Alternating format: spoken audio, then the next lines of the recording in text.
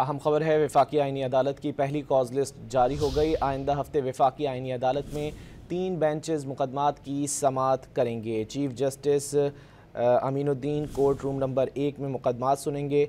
Justice Hasan Azhar Rizvi court room number 2 में मुकदमात सुनेंगे।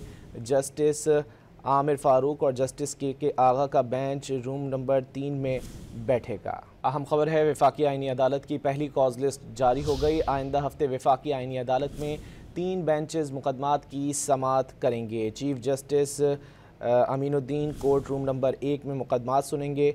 Justice Hasan Azhar Rizvi court room number 2 में मुकदमात सुनेंगे।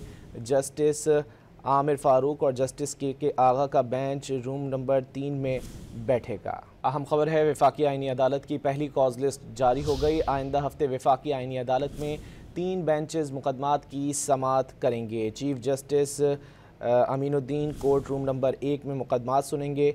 Justice Hasan Azhar Rizvi court room number 2 में मुकदमात सुनेंगे। जस्टिस आमिर फारूक और जस्टिस के आगा का बेंच रूम नंबर 3 में बैठेगा।